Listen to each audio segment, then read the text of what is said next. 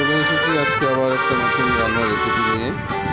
ঘরোয়া উপায় বাঙালির প্রিয় সর্ষে ইলিশ মাছ খেতে আমরা বাঙালিরা খুবই পছন্দ করি এবং প্রত্যেকের প্রিয় মাছ যদি বলা যায় তাহলে ইলিশের অনেক রকম রেসিপি হয়। তা আজ তোমাদের সর্ষে ইলিশের রেসিপিটা শেয়ার করছি।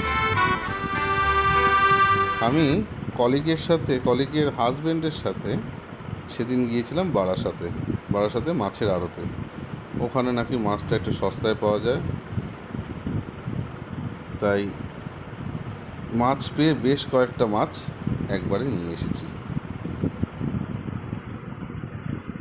মাছটা এনেই মাকে বললাম, মা আজকে ইলিশ মাছটা রান্না করতে হবে। তা মা বললো ঠিক আছে চল, তাই আজকে তাহলে সর্ষে ইলিশই করে খাওয়ানো হোক। সেই মতো মা আঁশ সারিয়ে মাছগুলোকে পিস করে নিয়েছি। মার কাছে শুনলাম ইলিশ মাছের কোনো অংশই নাকি ফেলা যায় না, ইলিশ মাছের আঁশ পর্যন্ত খায়। আমি বললাম কীভাবে খায়? মা বললো ইলিশ মাছের আঁশ দিয়ে নাকি টক রান্না করে খায়। বাঙালিরা অনেক কিছুই খায়। তো যাই হোক, মাছের পিসগুলো করে নেওয়া হলো। 6 পিস মাছ বেরিয়েছিল, বড় মাছ নয়। যাই হোক, এই দিয়েই কাজ চালাতে হবে।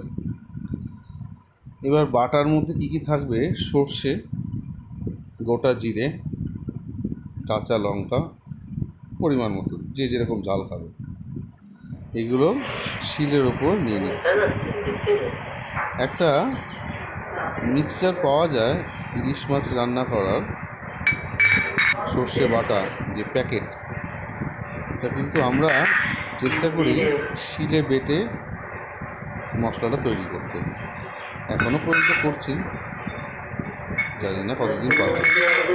যাই হোক, এইভাবে মশলাটা আমরা শিলে বেটে নিয়ে করছি। শিলে বেটে নিয়ে করা মশলার স্বাদটাই আলাদা হয়, তোমরা জানবে, কিন্তু এখনকার ব্যস্ত লাইফে সেটা আর হয়ে ওঠে না।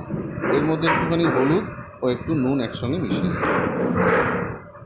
মিশিয়ে নিয়ে সামান্য একটু পরিমাণ জল দিয়ে দিচ্ছি। জল দিয়ে একটুখানি ভেজা করে তারপর সবগুলোকে একসঙ্গে মিশিয়ে বেটে নিতে হবে।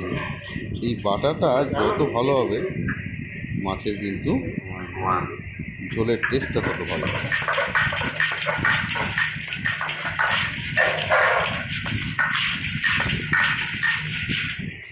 তাহলে এই আমাদের বাটা কমপ্লিট হয়ে গেছে। দেখতে পাচ্ছ কতটা মিহি হয়েছে।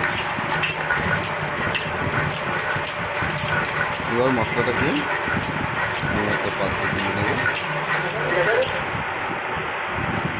মশলাটাকে একটা পাত্রে তুলে নিয়ে মাছগুলোর মধ্যে মশলাটা দিই।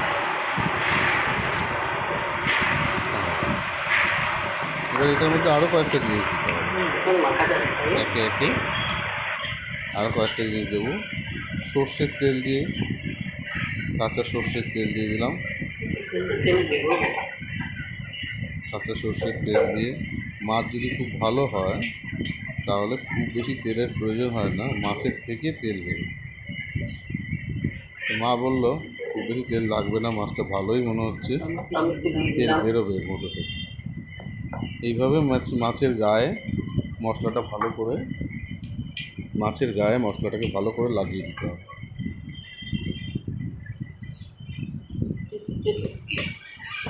লাগিয়ে দেওয়ার পরে এর উপরে আরও 2-3টে কাঁচা লঙ্কা দিয়ে রাখলাম। কেউ যদি একটু বেশি ঝাল খায় তখন ওই লঙ্কাটা ভাতের সাথে ডলে নিতে পারবে। এবার কড়াইতে তেল দিয়ে তার মধ্যে গোটা জিরে দিয়ে দিলাম। গোটা জিরেটা যখন ভাজা ভাজা হয়ে আসছে, তার মধ্যে মশলা বাটানো মাছগুলোকে হঠাৎ করে আমরা মাছগুলো এক এক করে ছেড়ে দেওয়ার পর সবগুলো দিয়ে দিলাম। মাথাটা আর আলাদা করে রাখিনি, মাথাটাও বললাম মাছে যে করে মেরে দিয়ে মশলা মাখানোর বাকিটা জল দিয়ে এরকম একটা জল করে নিলাম, মশলার জল। এই জলটা এবার কড়াই দিচ্ছি। যদি একটু ঝোল বেশি প্রয়োজন হয় তাহলে আরও একটু তোমরা জল অ্যাড করতে পারো, আর না হলে এইটুকু ঝোলেই যথেষ্ট। অল্প জিনিসে স্বাদ বেশি হয়, এবং স্বাদ ভালো হলে অল্প জিনিস দিয়ে অনেকটা স্বাদ পাওয়া যায়। যাই হোক, এই জলটা এবার এর মধ্যে একটুখানি প্রয়োজন মতো হলুদ দিয়ে দিলাম, কোনো ফুড কালার ইউজ করিনি, দিয়ে এটাকে একটু ঢাকা দিয়ে এবার ঢাকনাটা খুললেই দেখতেই পাচ্ছ মাছ ঝোল ফুটে গেছে, মাছ আমাদের রেডি। এবার যদি কেউ চাও যে আর একটু গামাখা করতে, তাহলে ঝোলটাকে আর একটু টানাবে। আর যদি মনে করো না এটুকু ঝোল প্রয়োজন ভাত দিয়ে মেখে খাওয়ার জন্য, তাহলে আর টানানোর প্রয়োজন নেই।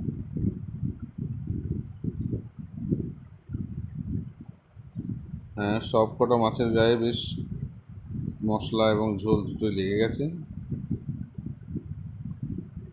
এবার পাত্রে আমরা তুলে নিচ্ছি। এই যে আমাদের সর্ষে ইলিশ তৈরি। তো কেমন লাগলো কমেন্ট করে জানিও। আমি তো সঙ্গে সঙ্গে নিয়ে খাওয়া শুরু করে দিই।